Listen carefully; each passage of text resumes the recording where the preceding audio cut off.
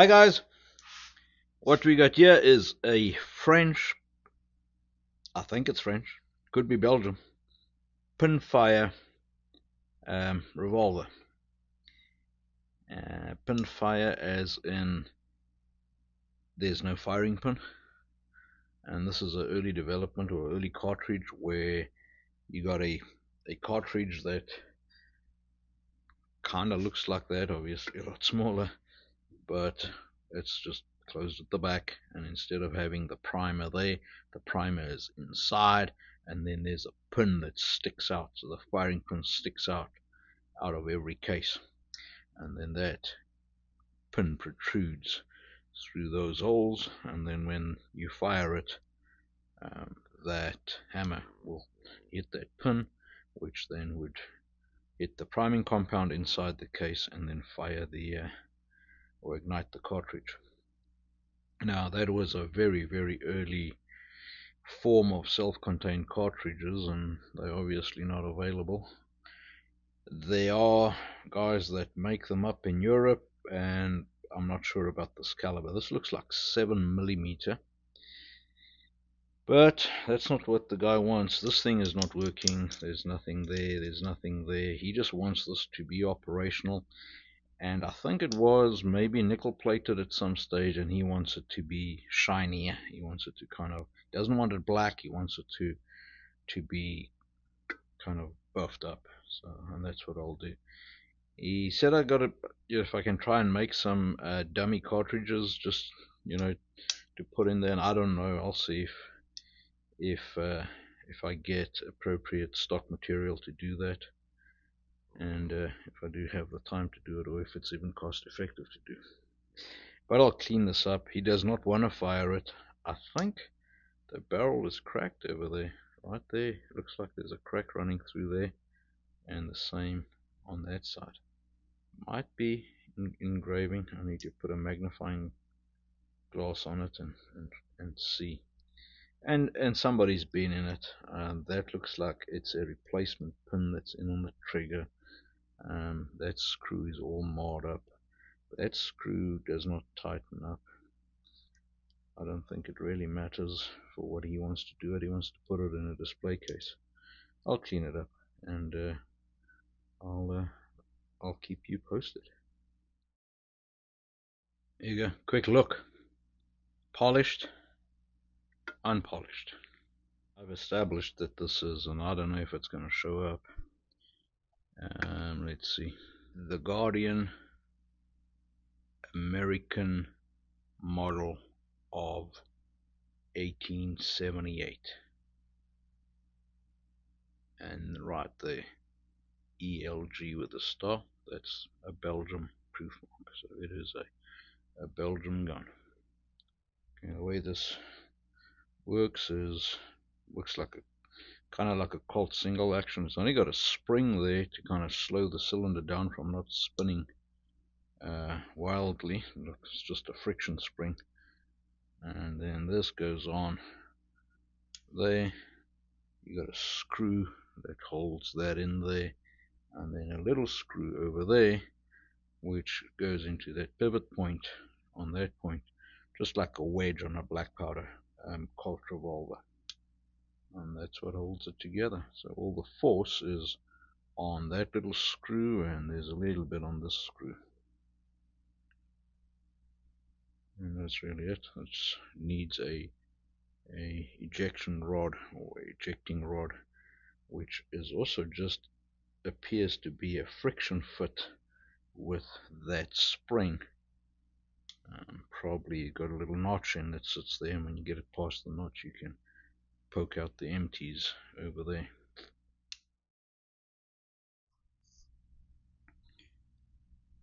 There you go, guys. I got it all polished up, just gave it a buff, and polished the whole thing, just to, well, that's what the owner wanted, just to get it more so you can see the engraving better. Took the varnish off the grips, and I put some Danish oil on there. I put a weak spring on the hammer, and and you can actually get it to work. The return spring is not there, and I wasn't going to make one. It will never fire. Interestingly, it is number 17 is the serial number, and it appears everywhere on the barrel, on the frame, and on the cylinder, even on the hammer. When I had that out, this screw, the thread was stripped on it, so it just pulled out. So I put it back in, and then I peened it on the front, so it kind of swelled out, and then gripped the thread. So now it kind of works again. And I then made a dummy round for it, a dummy Pinfire. So that would be the firing pin that would strike the primer inside. Gave it a little head stamp too. Might look familiar to those who know me.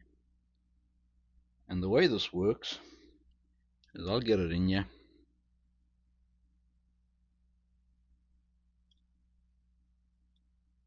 So you slide it in, and it's got a slot over there where that can pass through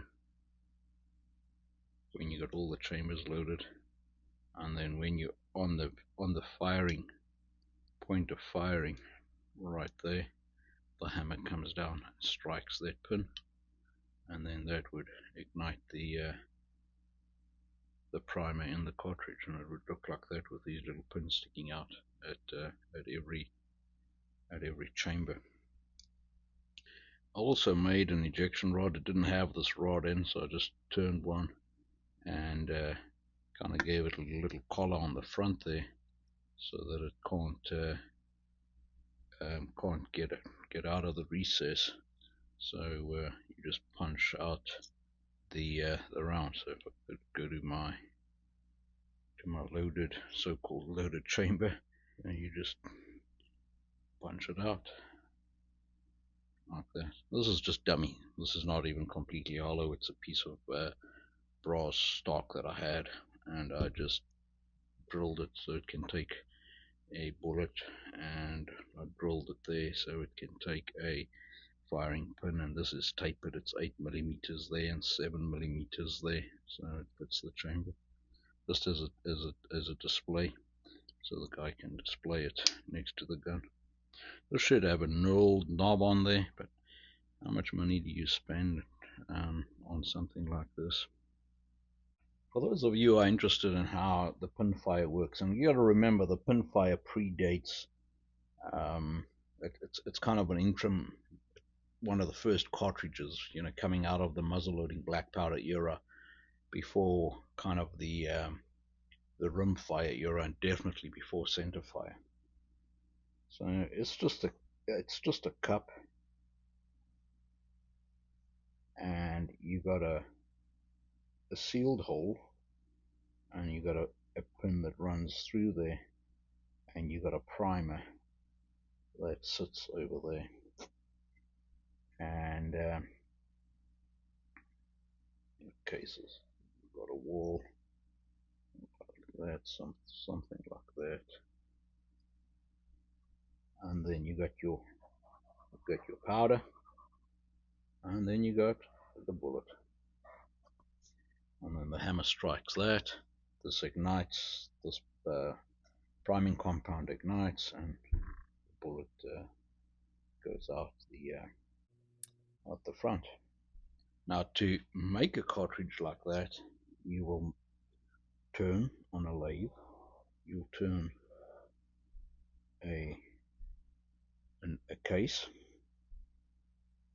Then you'll turn a ring, a separate ring. So you'll turn a case that looks like that, without a rim and without that. So you'll turn a separate ring with a hole, and you'll drill a hole through there and through there. You'll drill in this hole, the bottom part, you'll drill that bigger, and you'll drill in a primer pocket over there. So remember, we got a disc, drilling a disc, and we'll put a primer in there.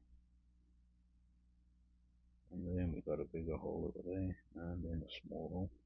We'll take that disc and we'll insert it into this case. So that's the disc, you'll insert it there, and you'll end up with that disc sitting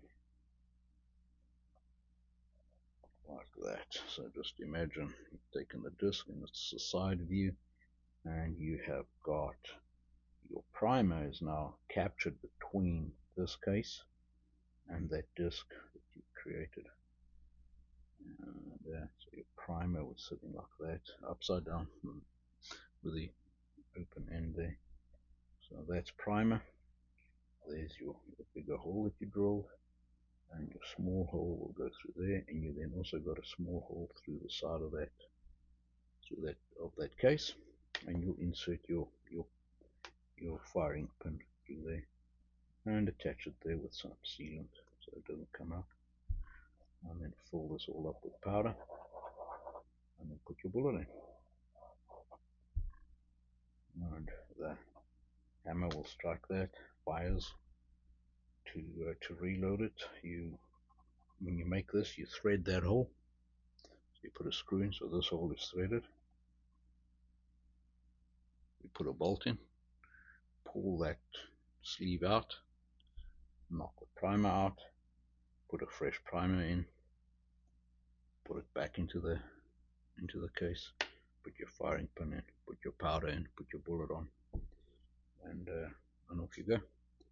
Yeah, this is really old. I mean, they were different part of the development.